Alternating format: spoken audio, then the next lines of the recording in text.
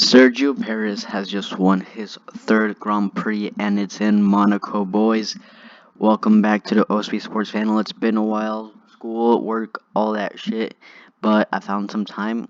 Let's get straight to it because I don't got too much of it, but I'll try to break it down as quickly as possible. Hopefully not only like 40-minute video. Um, so yeah, Sergio Perez has won from a very impressive position. He started P3 to P1, and just a little note that I started before we do the driver ratings. Was number one was Sonoda's disaster. Sonoda was all over this place. This race, he went from fighting Joe. He was also struggling to get past Latifi at some point. He was holding up a train like between like Lance Stroll, Albon, I think it was like behind Vettel, so it was a couple cars, but he was holding a lot of people up. He just didn't seem to have the pace today, which is quite interesting to see considering last year he didn't have a good race, but he did have pace. He did get the fastest lap at some point during the race last year. This year, he outqualified Pierre Gasly, even though Pierre Gasly did struggle, or didn't struggle, he just got really unlucky with the red flags and all that. But just, it was a pretty bad race for Tsunoda. I think he could probably say that himself. And he has been very on par with Gasly this year, so seeing him that off the pace today was pretty disappointing. Second, obviously, has to be the Alonso train after the red flag, after the Mick Schumacher crash. Alonso dictated the race. Like the race pace was what he decided from seventh downwards. He was told to save his tires. He was on. Give me a quick second. I can't remember. I'm pretty sure he was on hards. We'll go here. He was on mediums, so he was told to extend the stints because the medium tire usually will not last 34 laps or even more. Some people have had it for more, but it's Monaco and there is a low tire degradation in Monaco. So, but what we're trying to go to is that he dictated the pace. He decided what he wanted to do. He decided how he wanted the other cars to go. We saw once they told him, all right, now step on the gas. Pretty much, he dropped Hamilton. He was like I think a couple of seconds ahead. And I think if we can look at the results, he finished about 4 seconds above Lewis Hamilton, so he dropped him pretty easily. 4 seconds is a pretty big gap in Monaco, in the sense that there was only like 30 minutes left. So kudos to him. And I didn't understand it though. So I didn't understand what was the point of it, because I mean, other than the part that you can, and he just saves his tires to last, okay, but then what was the point? Just go on the hards and then you wouldn't have to worry about that, I guess, because you weren't gonna fight Lando or George Russell up front, so you just wanted to hold the position. So maybe they were scared to get jumped at the front, so they were like, let's go on the mediums and just extend the stint. But then at the same time, Ocon had a 5-second penalty, so if the point was to back them up so he can catch up, but then he creates a train in the sense. The train is there for a reason, because no one can get past it. It's not like he's going to back Hamilton up because Hamilton can't pass him, and then he's going to back Bottas up because he can't pass him. Sorry, Ocon was behind Hamilton at that point. So if Hamilton can't get past Alonso, it's really not like Ocon is going to be able to get past him too. So that's when the train was created. So I really didn't see the point of that train, because we saw that Alonso had the pace to go faster.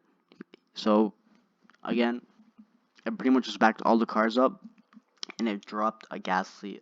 It dropped Ocon the 12th when he finished 9th in the race. So it really didn't help out that train. But I mean, points for Alonso. He needed them. He's way back on Ocon on the points. As we can see here, he is. Ocon has 30, Alonso has 10, so a 20-point difference, and Alpine is in a team that usually gets higher than 6 or 7, so, a couple results away, but he does have some fighting back to catch Ocon in the standings, and he's been very unlucky. He has looked like a stronger driver in some races, but at the end of the day, when the season ends or in 2 seasons and we look back on it, and if Ocon beats Alonso by 20 to 25 points, we probably won't remember. And the last in my notes I had was Ricardo, again disappointing. Ricardo, I mean, a lot of people after the Monza win were pretty much saying, "Oh, he's back. Oh, he's been so much better." I have not seen that. I mean, after Monza, he had a good result in Russia, where he finished a P4, but that was considering all the circumstances. And at the same time, he was fourth, and his teammate, without all the drama, would have finished P1 or at least P2. So it's and apart from that, I haven't seen any like standout results from him. So you could say he picked it up, but I haven't seen anything. This season looks even worse. Last race was the most embarrassing of it. Lando Norris was so sick he couldn't even talk on the radio. The engineer asked him, just give us a heads up that you're okay or that you're fine, and I think he sent him something like by the dash or something because he couldn't even speak. He was that sick. He had tonsillitis, and he still managed to get points. And Ricardo finished like 12th. And this is a Grand Prix winner. This is someone that we debated could be a world champion. This is someone that we said should beat Lando easily before he got in McLaren. So I just don't know what's gone on with him this season. So far, I feel has been worse than last season. Just with like the sick Lando beating a Ricardo, crashing in practice didn't help either, and he just doesn't have it. I mean, he could not qualify Lando in the track that he's supposedly good at. We look at his strategy. He started on the wets, then he went to the hards, so he realistically only had 2 stops, and he was holding up. I mean, we all know how big of a supporter I am of Lance Stroll, right? So to have Lance Stroll, who's never been good at Monaco, I can admit that Monaco isn't his type of track. To have him kind of push you around, right? He was behind him the entire track. After the stint, after the Mick Schumacher crash, Lance Stroll was behind him for like the most majority of it, and within tenths, right? So I know that there was a train, but Ricardo backed that got out of that train. At one point, he was like 5 6 seconds back of the next car in that train. And we can look here where he finished. Alonso going slowly and all that. Where's Ricardo? Ricardo finished 4 seconds, around 4 to 5 seconds behind Pierre Gasly. Because we're not going to count Ocon because he was 5 seconds ahead of that time penalty. He was 4 seconds back, even with that train going on. And Lance Stroll was right on him. For majority of the race, he was within like tenths, right? It was at the end where I assumed that he just gave up and he was like, all right, I'll just finish here. That he dropped off and then he was 3 seconds back. But to have Lance Stroll push you like that at Monaco and an Aston Martin that we know is a dog of a car this year, so how good Sebastian Vettel has been in this race today, pretty good. He only managed to get a point, and that was with him starting 8th in Monaco, where it's hard to overtake, and with a time penalty. So disappointing for Ricardo again, and we'll heads up on his rating for today. So those are kind of like the little drawbacks. So I'll probably notes I took like little quick things. So I mean, starting off, I'll just put them there. Sonoda F for me, terrible. Ricardo, I'm gonna put him F because if it was any other driver that finished in that position, it's okay. But this is a guy that I hold to a high esteem. I expect so much more than Ricardo to finish 13th. 13th it was. So again, extremely disappointing for him, and it's terrible, absolutely terrible. Another one that we're gonna put an F is again Latifi. I sent it to a friend, and I talked about it. I talked about it. There was a meme that came out where it's like the most Nicholas Latifi thing to do is to um crash in the slowest corner in the calendar under safety car. Such a Latifi thing to do, and that's true. Like, how did you manage to crash on the slowest corner under a safety car? I know it was wet, and he came out saying that there was a mechanical issue or technical issue. Apparently, like the pedal didn't stop or something like that. But I mean, it was the only instance in the race that happened, and I haven't seen anything from Williams mention that. So if it's true or not, time will tell. But even then, he was by far, we can tell that he's the slowest person on the grid, and so I can't give the slowest person on the grid anything higher. He was above Albon for a lot of the race, but Albon had his own issues, and starting with that, Albon was in P15 for a while, but like I mentioned before, he backed the pack up. He went into rest. He went into I forgot the corner where Nico Rosberg parked his car in qualifying. He went straight off there, and then he fell a lot of positions because he was pretty high up. He was, I think, P13, 14 at some point, and he fell back to like I think 17th or even lower than that. So he also had a pretty dismal race and disappointing from him. But again, we didn't really expect anything from Williams this race. So at something next, maybe Azerbaijan. Baku could be the one. They've looked pretty decent in the past, or at least not the slowest car. Last season, I think Russell did pretty well. So hopefully points will be on board there if there is a crazy race. The other driver that we mentioned was Fernando Alonso. I'm gonna give him a B because it is seventh place. He pretty much did everything he was asked to do. They told him to hold the cars back. He held them. They told him to drop them. He dropped them. So nothing too spectacular. He was far away from Lando and Russell, where we expected the Alpine car to be, maybe fourth or fifth, but they seem pretty pretty established to be the fourth place car because they're gonna have, yeah. I mean, other than Bottas, I don't think the Alpha is probably gonna beat them in the standings. So yeah, probably the fourth or fifth best car. So you really wanted them to make that like extra step. Sorry, the fifth or sixth best car. You really expected them to make that step, but they don't look as quick as McLaren, at least this race. Ocon, I'm also gonna give him I'm gonna give him a C. No, I'm gonna give him a D. It was a pretty disappointing result. 5 second penalty fighting with Lewis Hamilton. It was his fault. He did turn in on him, and then just a meh race, like a meh to bad race, because at least a meh would have been like a 10th place finish, and you're like, all right, he got 10th, but that's it. That would be a C. But to finish like 13th, it was a meh. It was a meh. He didn't really do anything too fantastic. His qualifying was subpar, so we're gonna leave him there.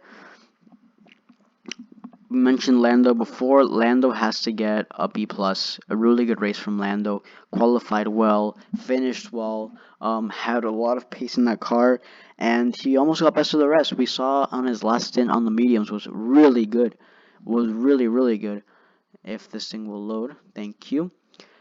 He went to Lando Norris. He did those 13 laps on the mediums, and he caught up to Russell after backing off. He was behind Russell for for the majority of that stint because they just wanted him to manage his tires, and they're like, all right, we can build a gap to Alonso and let's do a quick little pit stop. And we look where he finished. He finished, let's see, I think it was like a couple tenths behind. Yeah, he finished 3 tenths pretty much behind Russell. So in a Mercedes, and the fastest Mercedes, and he beat the other Mercedes, which has been the third best car this season by far. They've I don't even want to consider them best of the rest because they're pretty much on their own.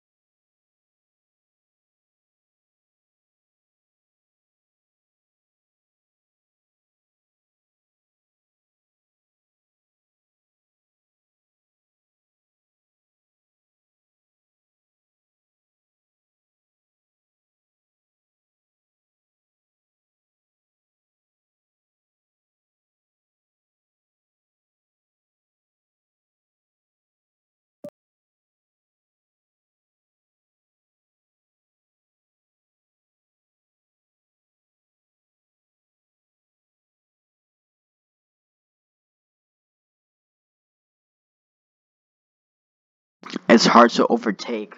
He lost 3 positions because he started P9 and he finished P10. But if it wasn't for Ocon getting a penalty, he would have finished P11. So it's one of those races where you have to make the most out of your position, out of your great qualifying, and he didn't do that. And he got very lucky that Ocon and Hamilton like fought, and he got that penalty because he would have finished the race with nothing. So again, a meh, but you finish where you finish. Anytime Aston Martin gets up any point positions, I'm gonna put them in the B because that's where I feel the car is that bad that we're gonna put them put them here. But it does change. I think with the upgrades, we'll see where that goes because at least they've been fighting on the fringes of points for the last couple races. So maybe I'll change that. I'm gonna get Bottas C. A mad race. He got his 2 points, but we feel like Bottas can do more. He should have probably fought a bit more with Hamilton, been a bit more there, maybe with the Alpines, but it didn't happen. Maybe the car wasn't suited to this track, so it's a mere result. Gasly, I'm gonna give him a C2 because how can I say this? He deserves a lot more in this race because he was one of the out of everyone who had like let's say the best race, excluding positions. I would say Gasly because his overtaking was magnificent. That overtake on Ricardo, the one on Joe, really impressive. And he seemed to have like the best race if we weren't talking about positions because those were for lower end positions. But at the same time, it wasn't really his fault in qualifying with the red flag that happened. So that's why I'm gonna give him a C because I feel like giving him a P for finishing P11. Giving him a B doesn't seem right, but at the same time, a C seems like a good result. He recovered very well, and he looked very good. He was probably one of the people that made the race more entertaining with his overtakes, and he does really good in Monaco. So, by far not a bad race. I would consider it a good race, but not finishing with any points would be pretty disappointing. Now to the final four, and I'm just gonna do them quickly. Checo obviously has to get his A plus, and then I'm gonna put Carlos with B plus, Shaw with the B, and where did I put Verstappen? Nope. I think I put him on B plus, right? That seems right. I'll put that there. Checo, what a race! What a race once again. His revenge after being giving him the team orders in Barcelona. He fought back. He looked good in practice. He did crash in qualifying, but at the same time, he looked faster than his teammate during the qualifying, during practice sessions, and during the race. So there wasn't too many times where you looked like Verstappen was catching up to Checo. Obviously, after like excluding the stint that happened at the end because his tires fell off, but with his tires falling off, great, um, you know, race management on holding all the cars back. Great calls as well. Going on the slicks was probably the call that won him the race, in my opinion. I don't think the hard going to the hards was it, because his inter stint was incredible. He caught up Sainz who hadn't pitted. He he got into like 12 seconds or 14 seconds to him with an extra pit stop, and Sainz had to stop for his stop with the hards. So to that stint was mighty. Plus the undercut on Charles Leclerc as well for the lead of the race. Excellent race from Checo. I don't want to. There's like nothing that I can say that bad about this race. He made the right calls. He made the right decisions. Except I would probably say he probably should have started on hards, not mediums. It avoided like that that risky situation at the end where we were like hopefully his tires last and he doesn't make a mistake. And he didn't make that mistake, and he did it well, and he outperformed Verstappen this race. So it has to be an A. Verstappen, I'm actually gonna give him a B. I don't know why I put him a B plus because it was a very meh race from him, just as Leclerc. I would probably put because Leclerc was leading this race comfortably. He was 5 seconds ahead. So I'm just gonna put him in front of Verstappen, even though I'm not doing that for any of their drivers. But I'm gonna say Leclerc had a overall, when we look again without positions, a better race than Verstappen. Because if it wasn't for his luck and the questionable strategy, he probably would have finished, maybe not first, but ahead of Verstappen, definitely. Verstappen looked meh, but it's what he needed. I don't think Verstappen wanted an extraordinary drive today. I think he wanted to get the job done, meh, finish above his championship rival, and that's what he did. He's like, you know what? P3 is fine as long as I'm scoring more points than Charles Leclerc. I will win the title, so I'm just gonna keep it like that. I don't need to do a crazy dive bomb or anything. It was a very mature approach, and if Paris doesn't get better, it's okay. It's what he needs to be doing. But you know, if Paris wins in Baku, he was very good at there last year. He probably should have, you know, he did win the race, but he probably should have won it more convincingly compared to since when Verstappen crashed, he pretty much gifted the win to Perez. However, if it wasn't for that slow pit stop, he should have been in front of Verstappen. So you know, if Perez, maybe gets a back-to-back win and closes the gap again, and he becomes a title contender, Verstappen's gonna look back on the race and be like, oh, this is where it started. Oh, this is where maybe I should have been so content just being in front of Leclerc and not taking Perez as a real championship threat. Do I think Perez will? I don't think so. I think the races where I think Paris could win is probably Baku, and Mexico. Maybe two more wins in him for this season, and then the rest probably just podium finishes. So that's what I think. I don't think he'll be a champion contender. However, I hope. I really do hope. And maybe maybe if he wins Baku in convention and and making a statement with that win, then we'll consider it. But for now, I don't see that happening. So it's a good result for Verstappen. Sainz again, another second place. Disappointing. He said that it was because he was on an outlap on those hard tires.